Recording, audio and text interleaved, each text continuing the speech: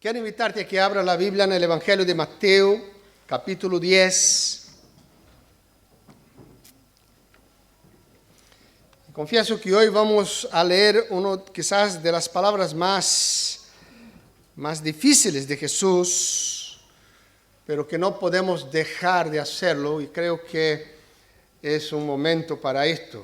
Capítulo 10 está dentro del contexto de que Jesús envía a sus discípulos. Vamos a leer al final, empezando en el versículo 34 al 39. Y dice así la palabra del Señor. No penséis que he venido para traer paz a la tierra. No he venido para traer paz, sino espada. Porque he venido para poner en disensión el hombre contra su padre, y la hija contra su madre, y la nuera contra su suegra. Y los enemigos del hombre serán los de su casa. El que ama a padre o a madre más que a mí no es digno de mí. Y el que ama a hijo o a hija más que a mí no es digno de mí. Y el que no tome su cruz y sigue en pos de mí no es digno de mí. El que haya su vida la perderá, y el que pierde su vida por causa de mí la hallará. Vamos a orar. Padre amado, estamos delante de tu palabra, Señor, y al leerla ya nuestra alma tembla, Señor. Oh Dios, pedimos que tu Espíritu Santo que está aquí en medio de tu iglesia ministre a nuestro corazón esta mañana. Abre nuestros ojos, nuestro entendimiento y nuestro corazón, oh Dios, para entender lo que tú has hablado a tus discípulos en el pasado y sigue hablando a tus discípulos hoy. Oh Dios, habla a mi corazón, habla al corazón de cada uno que está aquí, habla al corazón de los hermanos que están por internet, Señor, que no han podido venir. Oh Dios, ministra a tu iglesia en esta mañana y haznos de nosotros verdaderos discípulos tuyos, Señor. Te pedimos, oh Padre, en el nombre de Jesús. Amén.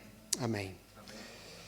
No sé si se acuerdan, pero el domingo pasado Pedro predicó Filipenses 1, la oración de Pablo, hablando pidiendo al Señor que nosotros podamos probarlo, lo mejor, lo excelente, lo mejor, para que nuestra vida pueda ser una vida fructífera, ¿no? Como él dice al final, dando frutos, ¿no?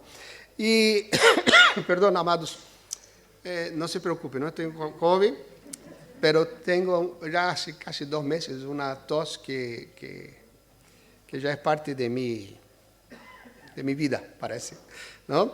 El domingo pasado, entonces, él habló sobre esto y habló una cosa en su mensaje mencionando, creo que 1 Corintios 3, que un día todos nosotros, cristianos, discípulos del Señor, pasaremos por el tribunal de Cristo. ¿Se acuerdan? Y la obra de cada uno, el fuego, la va a revelar, si es oro, si es plata, o si es madera o paja, ¿no? El fuego va a probar. Aquello que el fuego destruya, desaparece, y aquello que el fuego purifica, se quedará.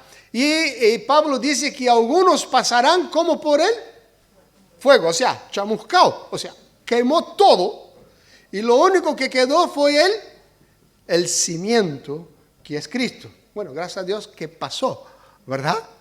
¿Qué pasó? Pero qué triste. Cuando escuchaba el mensaje de la semana pasada, pensé, qué triste pensar que uno puede pasar la vida cristiana haciendo cosas y nada de esto era lo que realmente debería ser hecho. ¿No? Qué triste. Una persona que muere, yo que sé, recibe a Cristo minutos antes de fallecer, uno puede decir, bueno, pasó, gloria a Dios, pero qué triste pensar que uno pueda pasar la vida cristiana en una iglesia por años haciendo cosas y terminar que todo lo que estoy haciendo no era lo que verdaderamente debería ser. Yo no quiero esto para mi vida. Y como pastor, yo no quiero esto para vuestras vidas, ¿no? Amados, el teólogo alemán Bonhoeffer, que murió en el tiempo de Hitler, que él se levantó contra Hitler, escribió un libro en la cárcel llamado El Discípulo, discípulo o discipulado, no me acuerdo bien el nombre, una de las dos, yo lo tengo, pero no me acuerdo ahora. Él dijo la siguiente frase: la salvación es gratis, pero el discipulado te puede costar la vida. En otras palabras, él está diciendo, la salvación es gratis, pero vivir como un verdadero discípulo de Cristo te puede costar la vida. Esto es lo que él está diciendo. Vamos al texto que acabamos de leer. Como yo dije, este texto está en el contexto de que Jesús envía por primera vez los 12 discípulos. Y al enviar estos 12 discípulos, él dice a los discípulos a dónde tenían que ir, en las aldeas alrededor. Dice a los discípulos lo que tenían que hacer: predicar que el reino de Dios había llegado, sanar a los enfermos, echar fuera demonios, resucitar a los muertos. Él da toda la orientación de dónde tenían que ir, qué tenían que hacer, qué tenían que predicar, qué tenían que llevar, qué no tenían que llevar, la casa donde deberían entrar. Y si ellos no fueran recibidos, ellos salieran de allí y sacaran el polvo de sus ropas, porque mayor sería el juicio de Dios contra aquel pueblo, que fue como contra Sodoma y Gomorra. Y habla de que ellos tenían que ser astutos como las serpientes y sencillos como la paloma, porque vendría lucha, oposición por causa de su nombre. Y él empieza a hablar a sus discípulos diciendo: mira, quizás ni todo sea bonito, ustedes van a sufrir a causa de mi nombre. Y empieza a dar todas las orientaciones a sus discípulos, y él termina estas orientaciones hacia el final con estas palabras que acabamos de leer. Jesús, al decir estas cosas, les pone a sus discípulos el listón muy, pero muy alto, muy alto. Él pone el listón de ser un discípulo de Cristo, de llevar su nombre, como algo realmente muy elevado, al punto que cuando él habla otra vez sobre esto en el Evangelio de Lucas, capítulo 14, él llega a decir, allí él dice que quien no ama más a su padre no puede ser mi discípulo, quien lleva su cruz no puede. Él llega a decir así: mira, un hombre que va a edificar una casa, antes calcula si el dinero que tiene da para que termine la obra y no pare por la mitad y la gente no se ría de él que dejó la casa por medio hacer. O aquel que tiene un ejército y va a luchar contra otro ejército, no haga las cuentas que si con 1000 hombres él puede ganar un ejército de 10,000.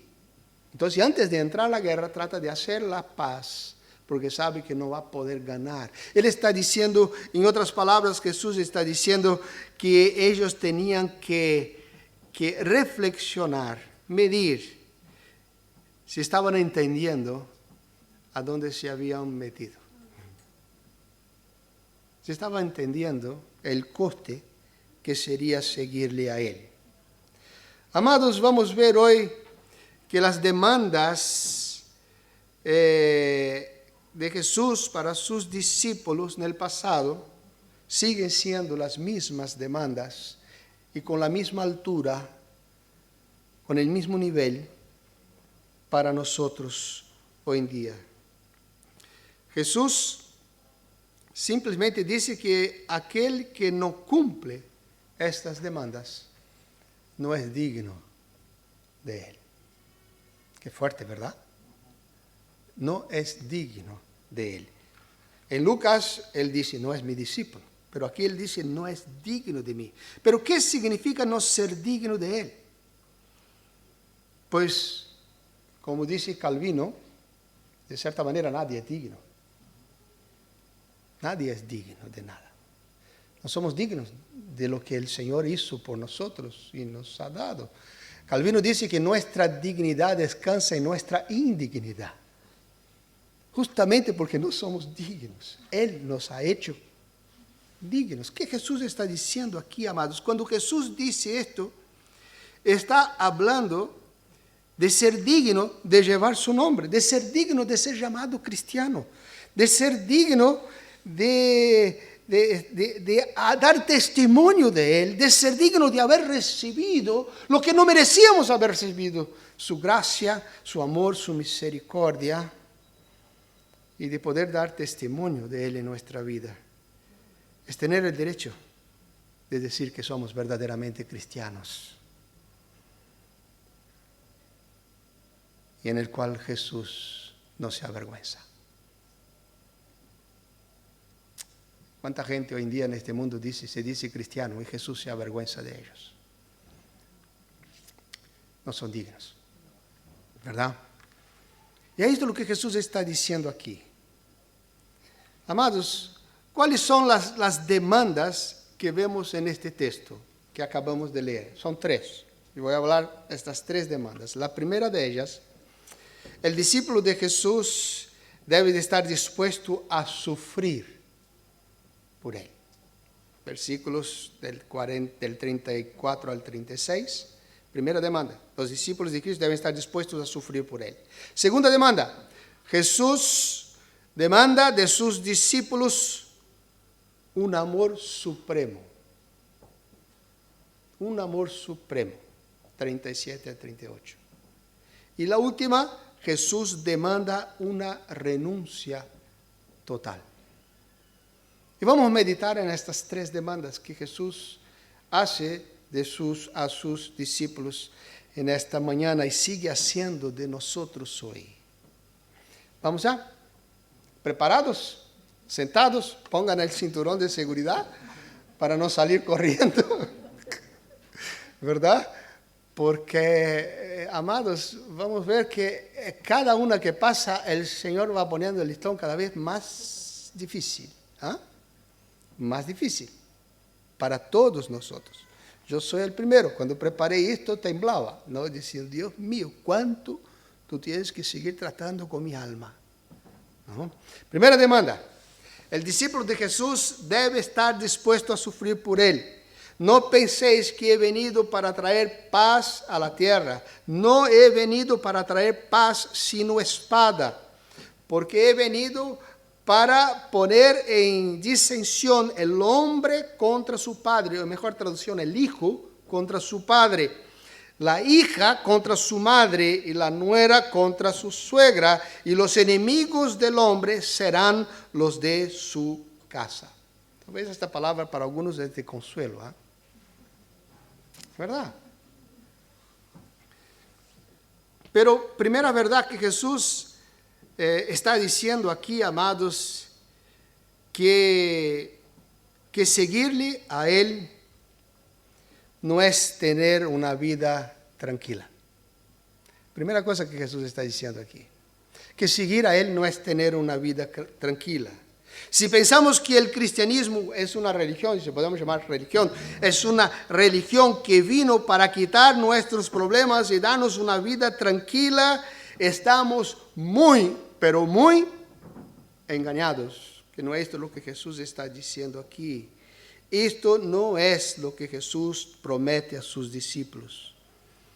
Lo primero que Él nos dice es que debemos estar dispuestos a sufrir por Él. ¿Y cuál es la razón de esto? Él dice en el primer versículo que hemos leído, no he venido para traer paz. No he venido para traer paz a la tierra, sino espada. Amados, vamos a entender lo que Jesús está diciendo aquí. Cuando Él dice, no he venido para traer paz. Vamos a ver primero lo que Él no está diciendo aquí. Él no está diciendo aquí que Él no trajo ningún tipo de paz, porque Él trajo paz.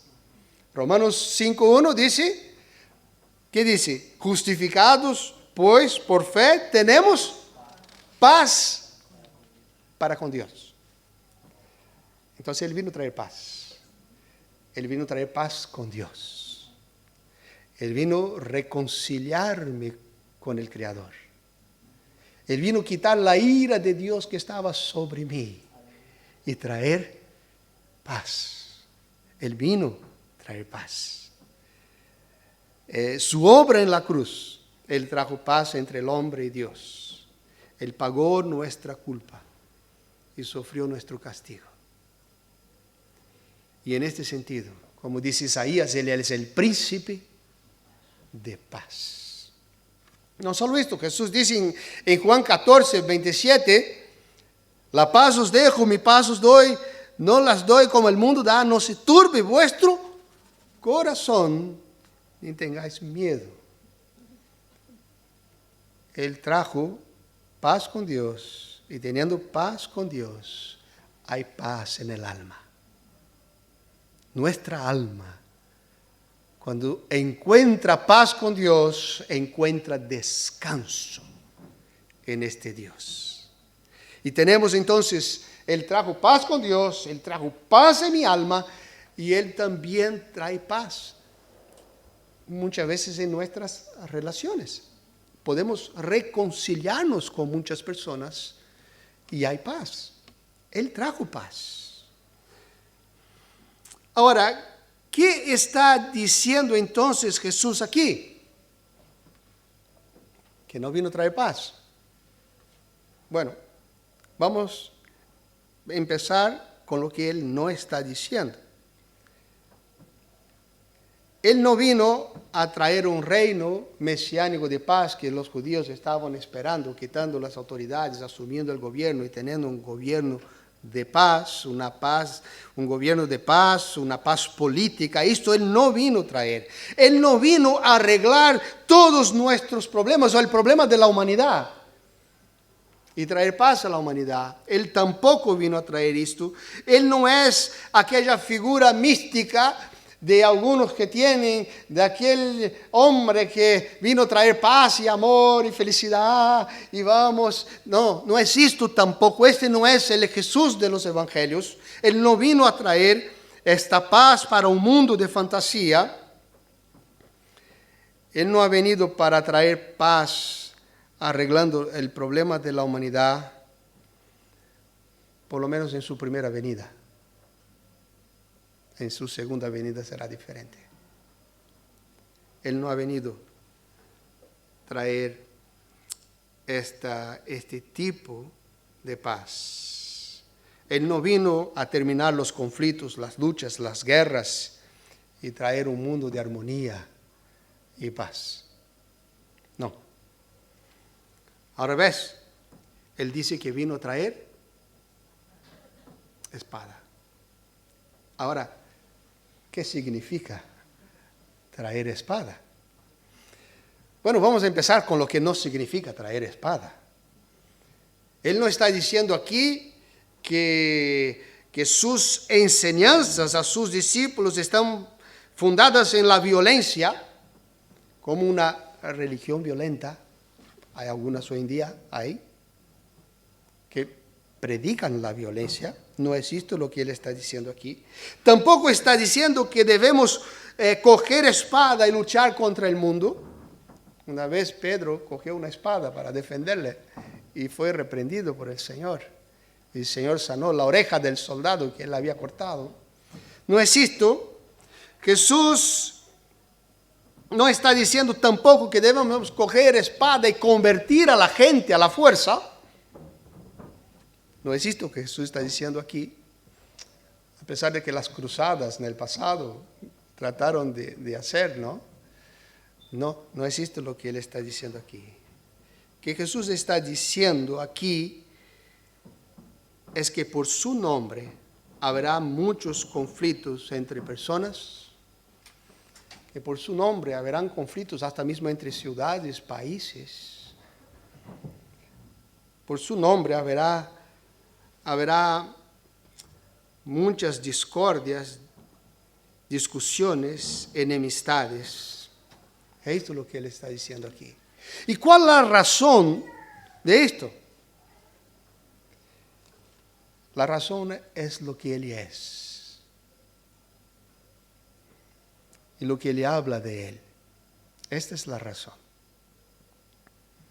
Siendo el Hijo de Dios, el Dios mismo, la única verdad, el único camino, la vida.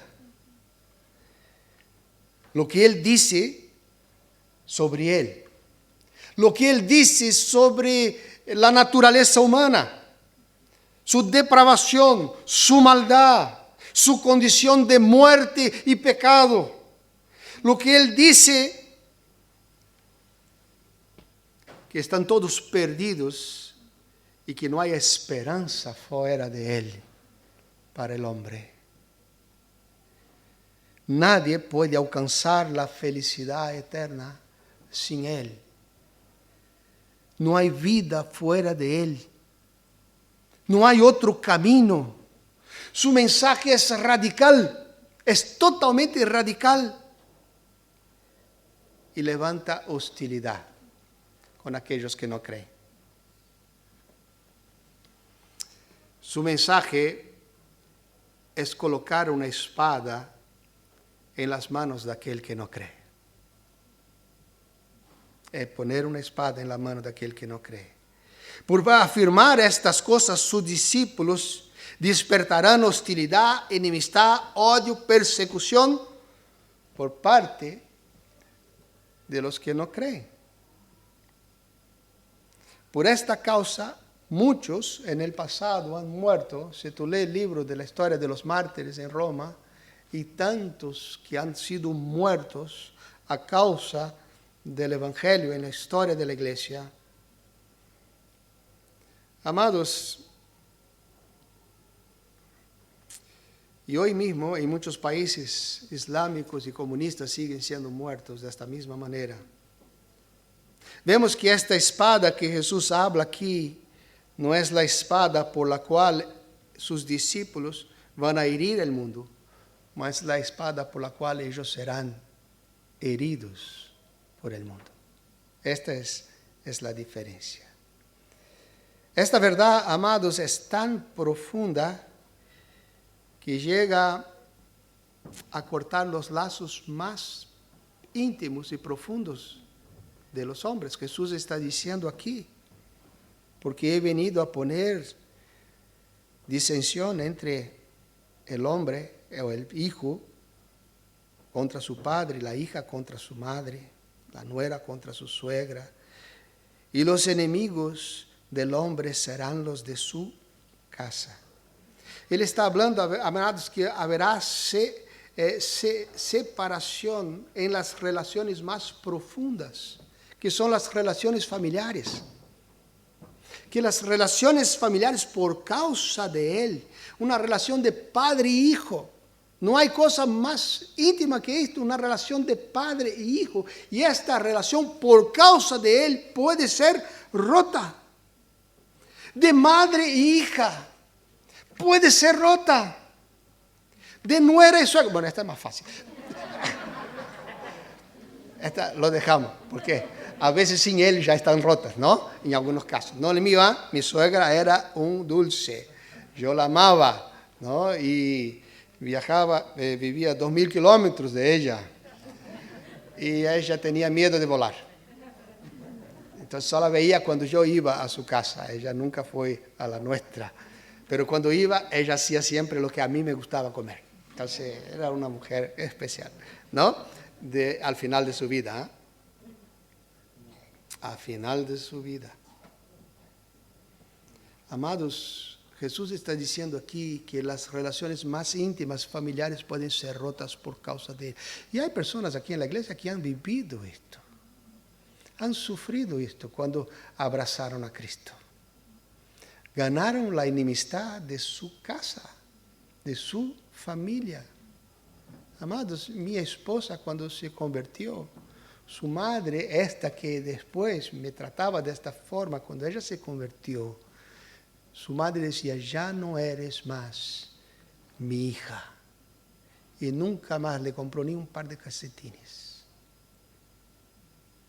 Mi bisabuelo, cuando se convirtió, estaba volviendo a casa después de un día de trabajo y encontró a su mamá en el camino y decía, no vaya a casa, tu papá ha hecho una cárcel para trancarte allá adentro porque te has convertido.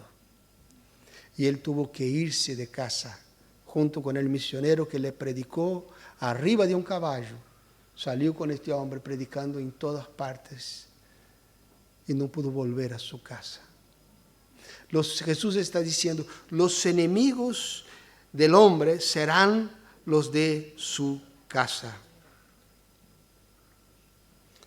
Porque Jesús va a traer separación de las relaciones más profundas. Jesús está diciendo que creer en Él puede llevar a tener hostilidad de aquellos que más amas. Hostilidad de aquellos que más amas. La propia historia del Evangelio en España, tú lees aquel libro Memorias de Antaño, cuando empezó la reforma que fue masacrada en España, esposas entregando a sus esposos a la muerte.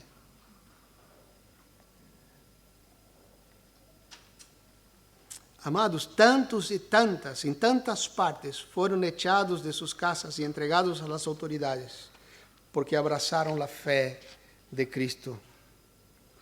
¿Qué Jesús está diciendo aquí? Es que el amor que estas personas tienen por sus familiares, o el amor que este hombre tiene por su hijo, o esa mujer tiene por su hija, o este hijo tiene por su padre, es menor que el odio que tienen por Jesús. Esto es lo que está diciendo. Amado, si tú sufres por ser cristiano en tu casa, glorifica a Dios. Sí. Gloria a Dios. Es discípulo. Es discípulo. En resumen, Jesús está diciendo aquí que aquel que desea ser un discípulo debe estar dispuesto a enfrentar la ira y la hostilidad del mundo y hasta mismo de su familia, por amor a Él. Amados, vemos aquí que el cristianismo que Jesús presenta es muy diferente de que muchas veces se presenta en las iglesias hoy. Es muy diferente. Jesús está diciendo a ellos, tú eres mi discípulo, prepárate, pues la espada puede llegar a ti, hasta mismo dentro de tu casa. Esto es lo que Él está diciendo aquí. Tú puedes perder tu trabajo. ¿Sí? Yo conozco a varios que sus jefes decían, tienes que hacer esto, y esto estaba incorrecto, y él dice, no, bueno, no te mato, pero te echo. Han perdido el trabajo por causa de Cristo. Sí. Amados, un discípulo de Cristo está dispuesto a sufrir la burla, el rechazo. Quizás este sea lo que más sufrimos hoy en día. La burla, el rechazo, la humillación pública de la gente. Este es el sufrimiento más común hoy en día. Y un discípulo de Cristo debe estar dispuesto a sufrir esto, por amor a Él. No se oculta en el medio de la multitud. No se oculta. No tiene temor de hombres, como tuvo Pedro al final cuando le llevaron a Jesús preso. ¿Te acuerdas qué pasó con él? Él temió a los hombres y negó su fe. Gracias a Dios, después Jesús trató con él, esos propósitos fueron cumplidos, ¿verdad? Pero así fue con él. Amados, la segunda demanda es un pelín más difícil. Un pelín más difícil. Versículo 37. El que ama a padre y a madre más que a mí no es digno de mí. El que ama a hijo o hija más que a mí no es digno de mí. Y el que no toma su cruz y sigue en pos de mí no es digno de mí. Amados, entendemos aquí que para que seamos dignos de Él tenemos que amarlo más que nuestra familia. Sí. El otro es recibir el rechazo, y ahora Él está hablando de nuestro corazón. No está hablando de lo que sufriremos con los demás, me está hablando de lo que está dentro de nuestro corazón. Y dentro de nuestro corazón Él está diciendo así, que si yo no amo más a Él que a mi familia, no soy digno de Él.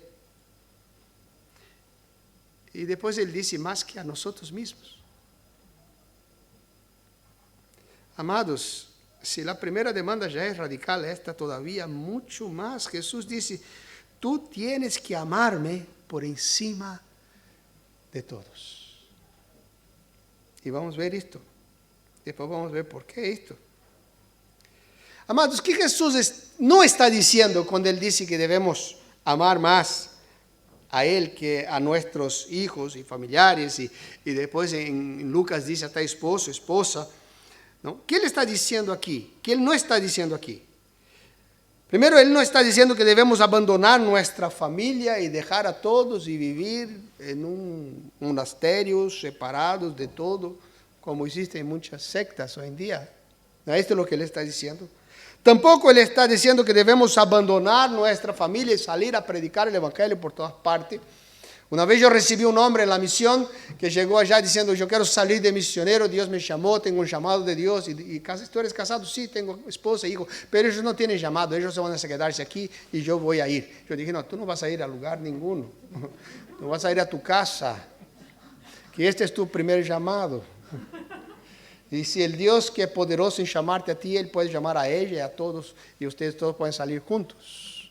Pero no somos llamados a abandonar nuestra familia y salir a predicar el Evangelio. Tampoco, amados, no significa que debemos dejar nuestras responsabilidades de la casa para servir en la iglesia. Yo me acuerdo cuando era líder de jóvenes, muchas madres en mi iglesia en Brasil, era un grupo muy grande, reclamaban de sus hijos que no querían lavar la loza, que no querían hacer cosas porque tenían cosas en la iglesia, ¿no? Entonces yo tenía que decir, mira, tú primero haces tus cosas en la casa y después haga lo que tenga que hacer fuera de ella. Jesús, no es esto lo que Jesús está diciendo aquí. ¿Qué es lo que Jesús está diciendo aquí? Que nuestro amor hacia Él debe ser mayor que nuestro amor a cualquier otra persona, inclusive de nuestra propia casa directa, hijo, hija, esposo, esposa. Porque amados, porque nuestra relación con Él es superior a los lazos familiares. Nuestra relación con Él es superior, nuestra relación con Él es eterna. Te voy a dar una buena noticia aquí y quizás una mala noticia aquí a todos vosotros. Amados, nuestros lazos familiares un día van a terminar. Y lo único que quedará es nuestra relación con Él. Y con los que son de Él. Tú dices, pero pastor, ¿y si mi familia es creyente? Bueno, si nuestra familia son de Él, estos lazos seguirán, pero no de la misma manera. Mamá, allá tú no serás mamá. Allá Pedro no será mi hijo, será mi hermano. Sí. Tú ya no puedes decir al hijito, vaya a hacer tal cosa. Allí tú no vas a seguir siendo mamá, ni vas a seguir siendo papá. Allí estas relaciones todas terminarán. Y si nuestros hijos son de Cristo, estarán con nosotros allí, pero en una relación eterna con la familia de Dios, porque allí habrá un solo Padre. Estas relaciones familiares, amados, van a terminar. Allá será la familia de la fe. Jesús mismo muestra esto. Una vez su mamá y sus hermanos vinieron a Él y Él estaban del lado de afuera y dijeron, tu mamá y tus hermanos están afuera y te llaman. ¿Qué dice Jesús? ¿Quién es mi madre y mis hermanos? Mis madres y mis hermanos son aquellos. Y dice el texto en Lucas no, pero en Marcos no, pero en Mateos dice que Él mira a sus discípulos y dice, ¿quién son mis madres? Los que hacen la voluntad de mi Padre. Estos son mi madre y mis hermanos. Amados, ¿qué Jesús está diciendo aquí? Es que cuando llegue el momento entre elegir entre mi familia y Jesucristo, mi elección debe ser por Jesucristo. Esto es lo que Jesús está diciendo aquí. que llegue el momento de tomar una decisión entre mi familia y Jesucristo, es Jesucristo. Amados, esto parece radical. Y parece que muchas veces podemos decir, sí, es cierto, y es esto mismo, tiene que ser así. Y tomamos eso a la ligera, quizás como el pueblo de Israel cuando recibió la ley y dijeron, nosotros la cumpliremos, sin tener la menor reflexión de que era imposible cumplir aquello. Y a veces tomamos estas verdades de una manera muy ligera, diciendo, sí, Jesús es el primero. Pero vamos a ver algunos ejemplos prácticos de esto en nuestra vida.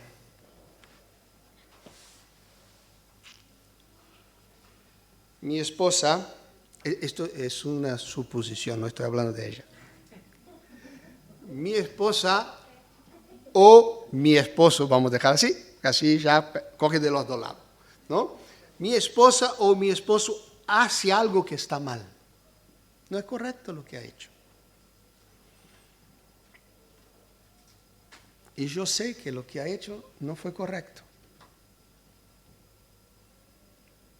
Y por alguna razón tuvo consecuencias o alguien se enfadó o habló o hubo consecuencias mayores, pero yo la defiendo a muerte porque es mi mujer, mismo sabiendo que lo que ha hecho está mal.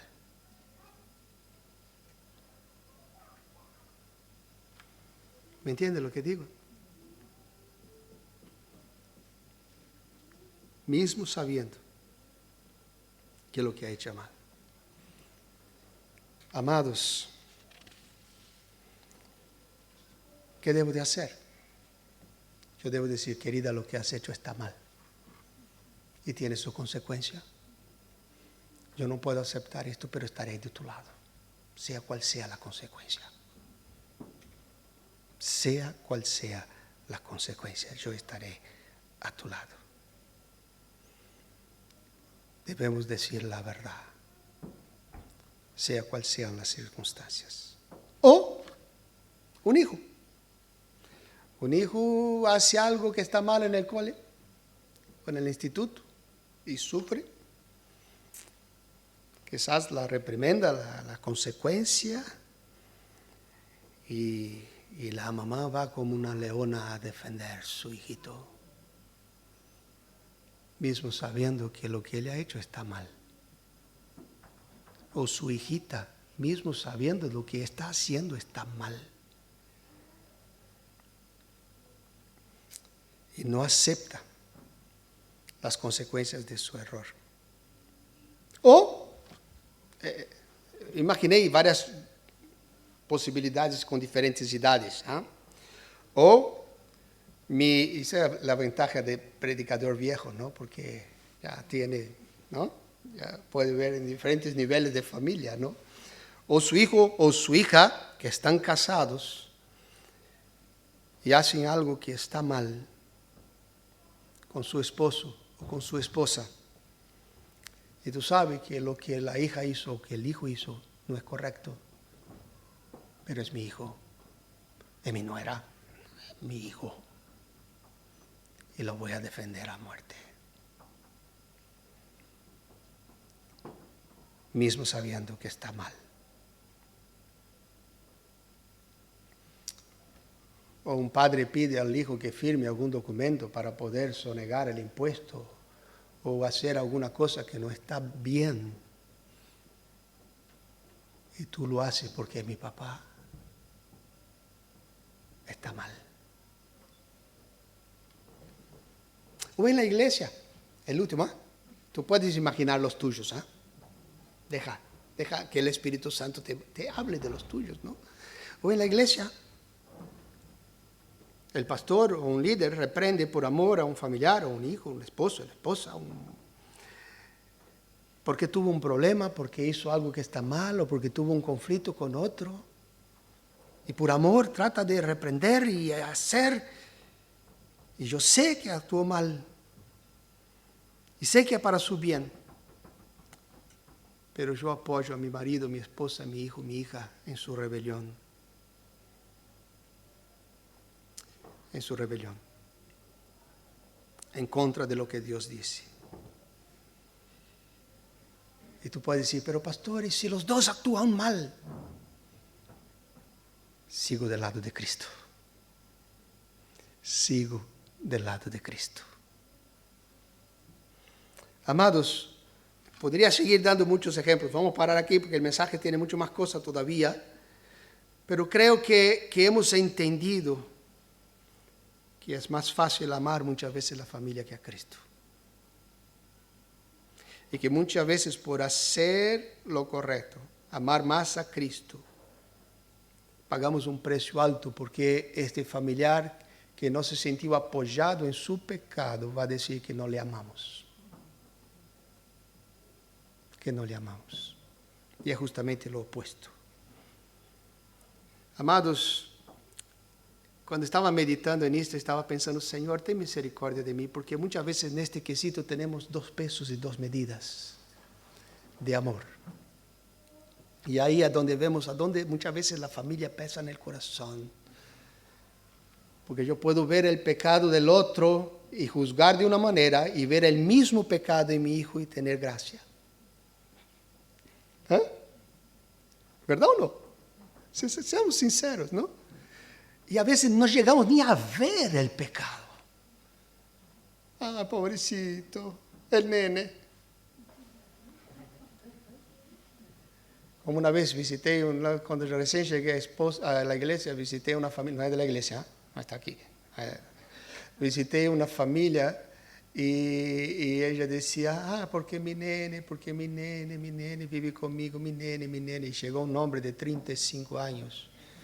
Que no trabaja, que no hace nada en la vida, que vive de los padres, ¿no? Mi nene. ¿Qué nene? Yo pensando que venía un crío así.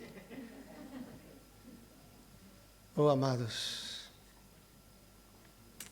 ¿me entiende lo que digo?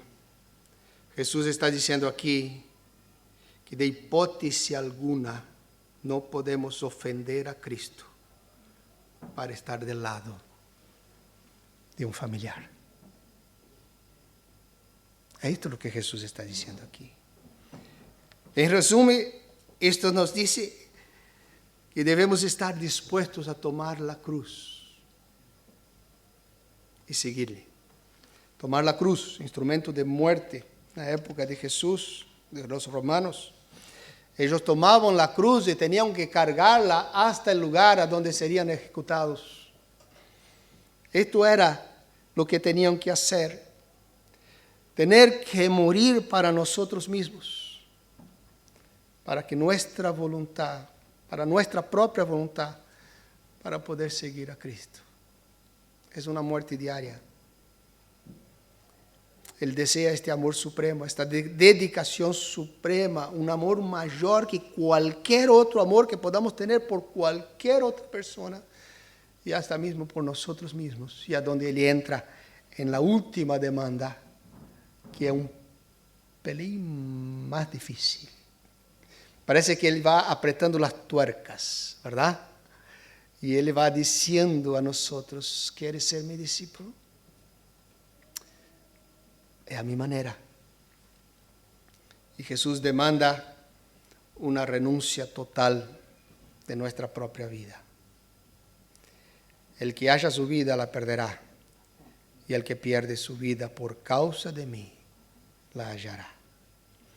Amados, quizás esta es la enseñanza que Jesús más repitió en los evangelios. 6 veces Jesús habla de esto en los evangelios. Será importante, ¿eh? Es la que Él más repitió. 6 veces encontramos esto en los evangelios. ¿Qué Jesús está queriendo decir con esto? Aquel que haya su vida, hallar su vida, significa ser bien sucedido en este mundo, alcanzando todos nuestros deseos, todos nuestros objetivos, todos nuestros sueños, pero sin tomar en cuenta a Cristo, sus propósitos y sus demandas. es vivir para uno mismo y Cristo está en el zócalo de la vida, allá abajo. Jesús pasa a ser en la vida de él el personaje del domingo, de la iglesia, de algún evento o actividad. Lo demás son mis sueños, mis deseos, mis necesidades. Lo demás soy yo y lo que deseo hacer con mi vida. Encuentro placer en las cosas que alcanzo fuera de Cristo. ¿Y qué significa perder su vida? Perder su vida, amados, significa hacer muchas veces las mismas cosas. Exactamente las mismas cosas. Estudiar, trabajar, soñar, pero con una motivación diferente, con un corazón diferente. Hacer todo para la gloria de Dios, para que su nombre sea exaltado, para que Él sea glorificado, para que Él sea conocido, para que sus propósitos sean hechos en mi vida a través de las puertas que Él me abre, las posibilidades que Él me da. Saber que lo que estoy aquí es para la gloria de Él. Que el estudio que Él me hizo estudiar es para la gloria de Él. Que el trabajo que Él me ha dado es para la gloria de Él. Que la familia que Él me ha dado es para la gloria de Él. Cambia el corazón. Pero seamos sinceros, amados. Esto es una lucha de alma diaria. ¿Verdad o no? Es una lucha de alma diaria. Vamos a algunos ejemplos de esto. Me encantan los ejemplos, ¿eh? Vamos a algunos ejemplos prácticos de esto. Por ejemplo, cosas que yo he escuchado, no de aquí, quiero dejar claro, no de aquí, que he escuchado.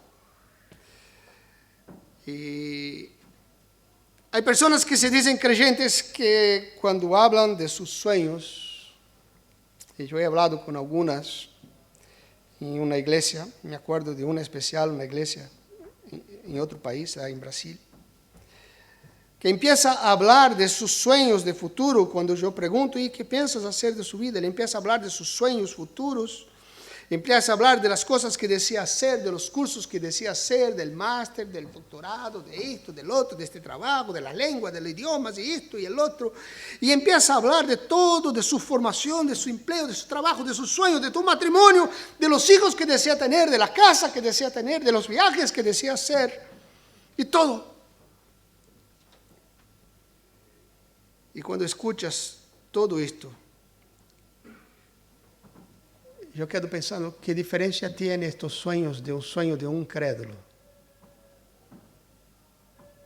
No está mal soñar todo esto, pero a veces no hay diferencia ninguna entre el sueño de un creyente y de un incrédulo. Parece que, ¿dónde está Cristo en todo esto?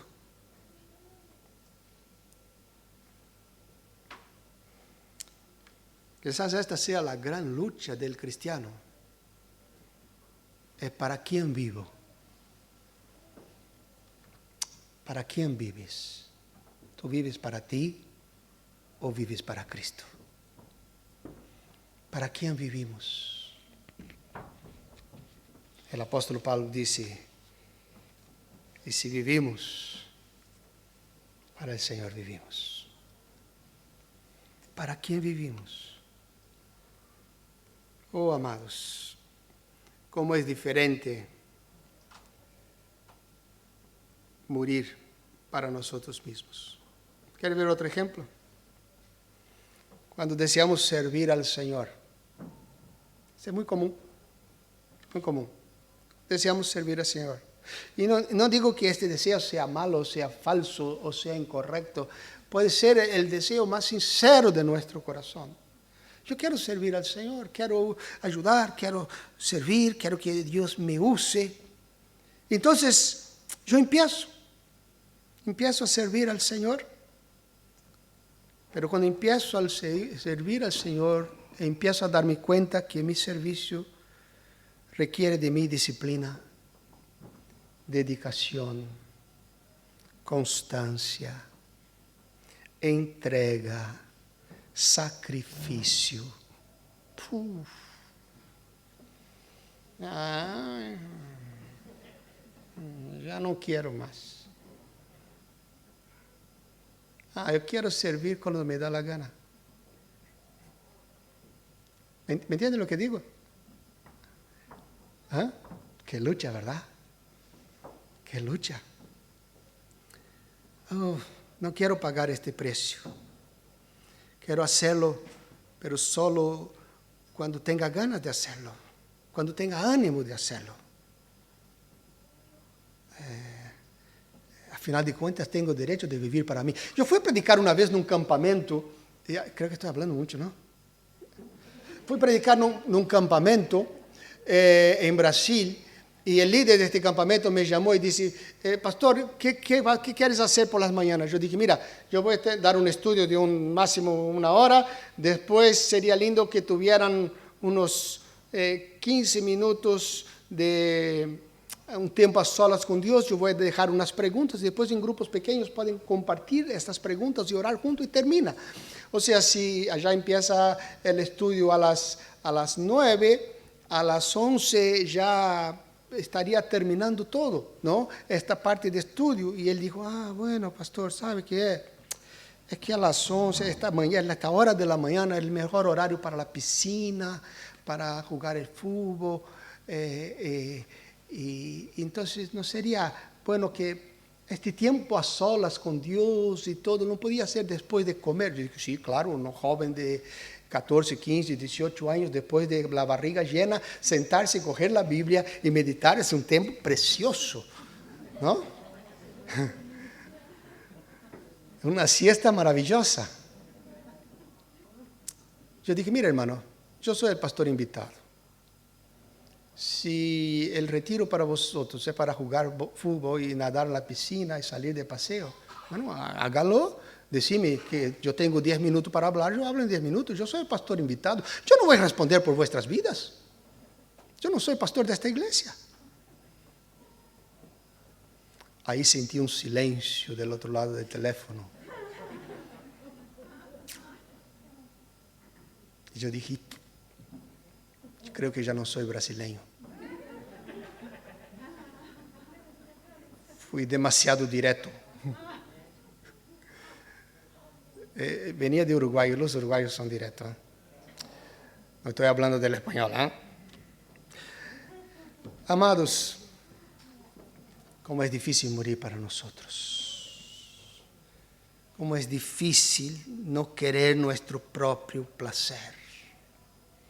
Yo me acuerdo cuando era líder de jóvenes, cuando era pequeño, adolescente en mi iglesia, y eran los adolescentes aquí y los jóvenes allí, y todos separados, no tenían nada junto. Y cuando conocí a Cristo, amados, yo con 18 años, yo empecé a ser líder de jóvenes, y yo cogí los adolescentes, los traje para junto de los jóvenes con los adolescentes, y ya no había más adolescente y joven, había una juventud. Y sabe, al principio algunos decían, yo no voy a estar ahí porque esto no es para mí, yo no recibo nada ahí, no tengo nada que aprender ahí con estos niños. Y me daba tanta tristeza porque ellos no habían entendido que estar allí no era para aprender nada, era para dar. Era para ser modelo para los más jóvenes. ¿Sabe por qué? He descubierto una cosa, los que traen más gente a la iglesia son los adolescentes. Sí, un joven de 20 y tantos años, 30, si consigue traer un amigo o dos, un milagro. Pero los de 14 y 15 años traen 4 o 5 sin ningún problema. ¿Y sabe qué pasó, amados? Los jóvenes mayores empezaron a entender que ellos eran modelo para aquellos. Y empezaban a llamar por teléfono, no había WhatsApp ni móvil, llamar. Si mira, una joven a la adolescente que nadie le daba un bledo para ella, no daba nada por ella. Le llamaba y decía, mira, vamos a tomar un helado juntas. Y la llevaba en particular y compartía con ella. Y la adolescente dice, tengo una amiga de 20 y tantos años. Llegamos a ser más de 250 jóvenes. ¿Y sabe qué te voy a decir? Muchos hoy son pastores y misioneros, pero no de los jóvenes mayores, de aquellos adolescentes. Dios levantó como pastores, porque otros jóvenes decidieron no vivir para sí, mas investir su vida en ellos. Y yo vi esto con mis ojos. Amados, éramos más jóvenes en la iglesia que adultos. Era una juventud que llenaba la iglesia más que los viejos.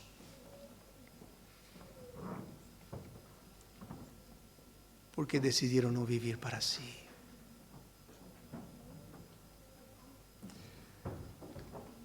Podríamos dar más ejemplos, pero vamos a terminar el mensaje.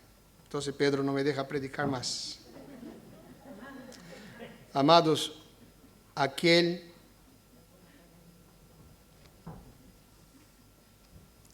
que aprende que su vida no es suya, que sus cosas no son suyas, que su casa no es suya, recibe mucho más de lo que ha entregado. Recibe mucho más de lo que ha entregado. Porque aquel que ha entregado todo, no pierde nada. Pues no pierde nada aquel que nada posee. ¿Verdad? No pierde nada. Aquel que entrega todo encuentra en Cristo algo aún mayor que no le podrá ser quitado. Que no le va a ser quitado jamás. Amados, nuestro corazón por naturaleza es egoísta.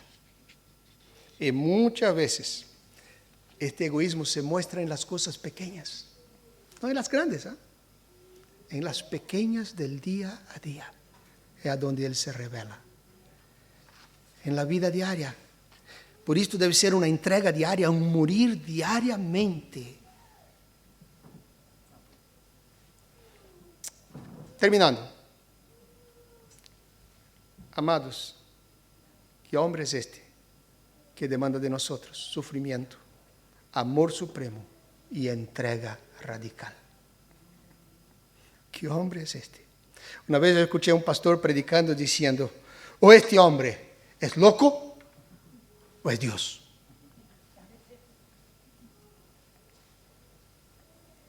El Dios hombre, que no solo nos pide esto, pero Él nos pide lo que Él ha hecho.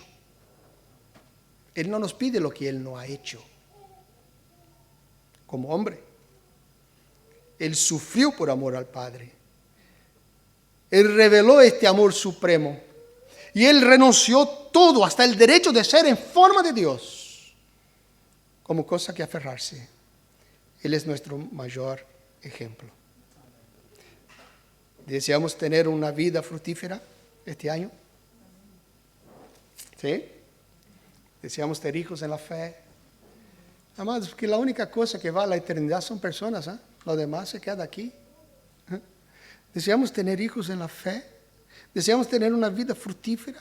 ¿Deseamos ser parecidos a Cristo? Abraza estas demandas de un discípulo. Sí, Señor, yo quiero ser así. Ayúdame, Señor. Quizás la pregunta que debemos hacer hoy es, ¿quién es Jesús para mí? ¿Quién es Jesús para mí? Amados, Jesús demanda esto de nosotros, porque Él es Dios y Él tiene todo el derecho de demandarlo. Ningún otro hombre tiene este derecho. Ningún ser humano tiene este derecho de demandar esto de cualquier otro ser humano, pero Dios sí. Y Él demanda esto de nuestras vidas. Amados, nosotros que nos decimos creyentes, cristianos, evangélicos, estaba haciendo este mensaje diciendo, Señor, soy digno de ti, soy digno de llevar tu nombre. Yo te amo a ti más que a mi familia, Señor. Yo te amo a ti más que a mi familia. Yo estoy dispuesto realmente a renunciar todo, mis sueños, mis deseos. Estoy dispuesto a renunciar todo. Damos más valor a la vida eterna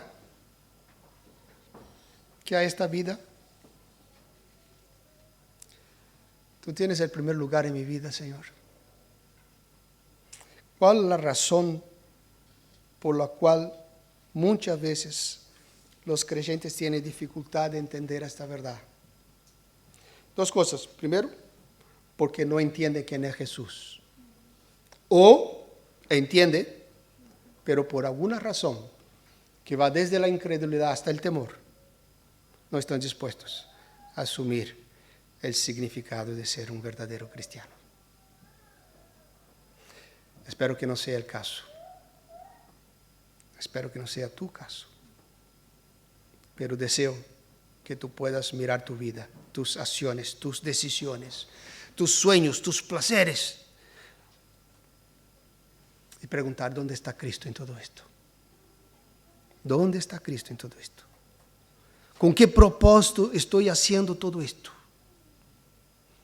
¿Qué tiempo dedico a Él? Pues si amamos a una persona más que cualquier cosa, deseamos estar con ella. ¿Qué tiempo dedico a leer la Biblia, a meditar, a orar, a servir? Las decisiones que tomo. Amados, Jesús está llamando a sus discípulos hoy de la misma manera que llamó a los del pasado y con las mismas demandas. Y solo así nuestra vida será fructífera. Solo así. ¿Será que podemos decir en esta mañana, Jesús, ayúdame? Ayúdame a ser un verdadero discípulo. Ayúdame, Señor, a morir cada día para mí mismo. Yo quiero frutos eternos. No quiero otra cosa. Yo no quiero llegar chamuscado. No. Yo quiero llegar diciendo, Señor, tú me diste 5 talentos, aquí están 10. Tú me diste 2, aquí están 4. Tú me diste 1, aquí están 2. Amados, yo no quiero llegar allí de manos vacías. Que sea este el deseo de tu corazón. Pero sin Él no lo podemos. Esto no depende de nuestro esfuerzo. Esto depende de nuestra dependencia en sus manos. Vamos a orar.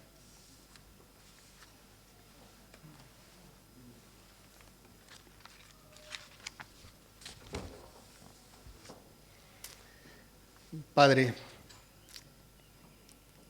gracias, Señor, por tu palabra. A veces tu palabra es tan radical, oh Dios, que nos hace temblar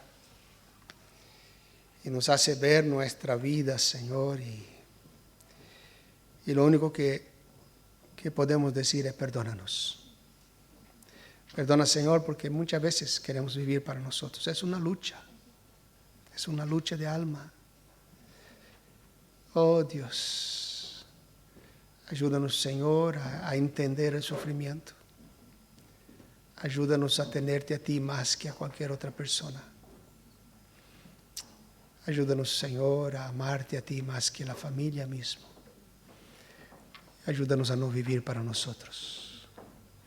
Necesitamos de ti, Señor. Graba esas cosas en nuestro corazón. Cambia los amores de nuestra alma, Señor. Ayúdanos a conocerte más. ¿Quién eres? Oh Dios, cautiva nuestro corazón a ti. Tú conoces el corazón de cada uno aquí en esta mañana, Señor. Tú conoces las luchas de cada uno que yo no conozco, pero tú conoces, tu Espíritu Santo conoce. Haznos verdaderos discípulos, Señor. Rompe los engaños del alma, los temores del corazón, los amores descontrolados del alma. Rompe, Señor. Llénanos de ti.